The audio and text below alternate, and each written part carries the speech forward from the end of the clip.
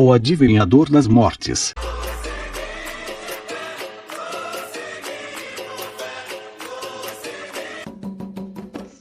No barrinho de Muitetekatê, havia um poderoso espiriteiro que adivinhava, com acerto de álgebra, a data das individuais mortes.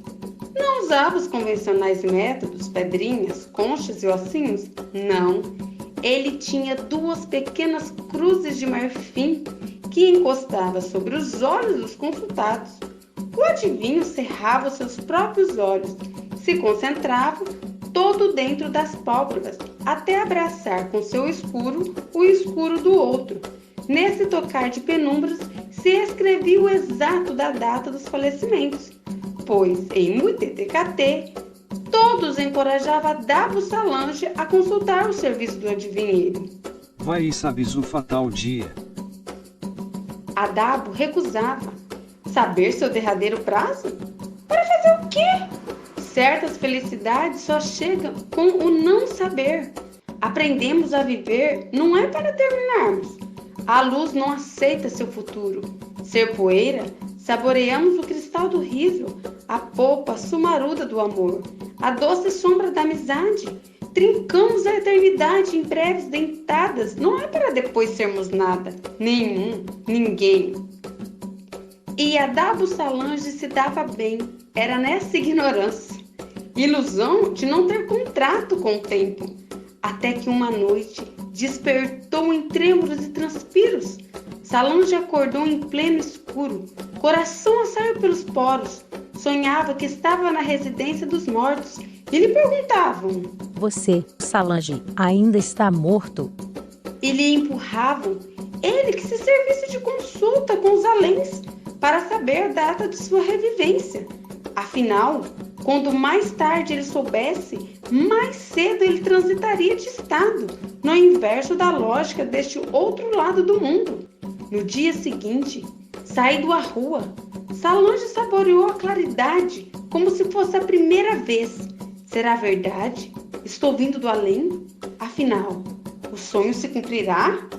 Fosse ou não, Adabo Salange se deslumbrava com azul, trinantes e cantos enfeitando os pássaros. Naquele mesmo momento, ele se decidiu e se encaminhou para o adivinhanista. Pensava o ensinamento do sonho. Se soubesse a prévia da data da póstuma morte, ele acabaria, lubrificando o calendário. A surpresa é a vantagem da morte. Roube-se-lhe este proveito e seremos nós, mortais, eternos, vencedores e viventes. E ele lá foi. O adivinho recebeu-lhe torcendo troça nos lábios. Ordenou que sentasse na penumbra. O sábio espreitava o tempo através das cruzes colocadas sobre os cerrados olhos. Requeria seu total silêncio. De repente, ele confessou preocupação em estalo de língua. Desconsigo? Sua cabeça está muito barulhosa? Aquiete lá o pensamento. Adabo se admirou. Ele estava em total imobilidade. Que culpa tinha? O adivinhador voltou a concentrar-se em seus serviços. Ficou afastado e aproximando as cruzes, aparentando difícil. Sabe, o senhor, há em si uma situação. Situação? Nem sei como vou lhe dizer. Salange engoliu goelas. Não diga sua morte estava perto no calendário da semana. Contar-se-ia pelos dias os tempos que lhe restavam? Vou morrer daqui a nada? Não vai morrer. Não vou morrer? Como não vou? Esse é o problema. Se me explique, homem. É que você, Adabo Salange, você já morreu. O cliente se abismalhou. Passado umas moscas, ele rebentou em gargalhadas. Disparate de tanto rir. Teve que levantar para lhe ver as costelas. Quando gargalhamos, nos aumenta a quantidade de costela. Daí o perigo de rirmos alto e despregado.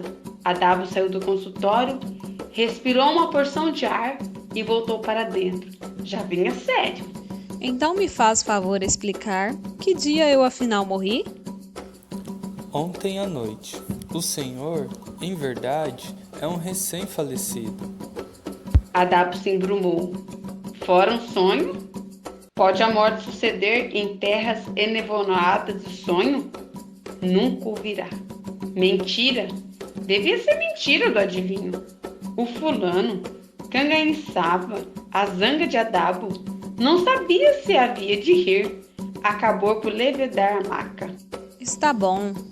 Então, se estou morto como você adianta, não posso pagar consulta. Vou embora assim mesmo. E desandou. Nem mais quis saber qualquer coisa, porém, mudar em sua íntima existência. Porque ele passará a ter facilidades com a bondade, paciência com os meninos, gentileza com os velhos. As mulheres lhe surgiam como uma nova graça, pareciam feitas de nenhuma matéria. Já não lhe sabiam aqueles calores desenfreáticos quando deparava com as belezas delas. E, sobretudo, havia uma maior mudança. Nunca mais ele teve acesso ao sonho. Ele, que era um ácido sonhador, nunca mais voltaria a ter desvaneio. Na segunda manhã, a mulher lhe desperta com ternura. Beijo na fronte. Nunca antes havia sido dedicado tais ternuras. E com a meiguice de um suspiro. Tinha tantas saudades suas, Adabo. Ressurge-lhe enormecida a dúvida. Estaria mesmo morto, conforme o vaticínio do outro? Seu falecimento estaria vigente e em vigor, sem que ele tivesse sido devidamente notificado? A dúvida lhe escavava o fundo. Não mais esperou.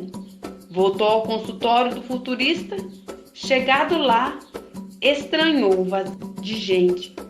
Só uma velha galinha se passeava no recinto.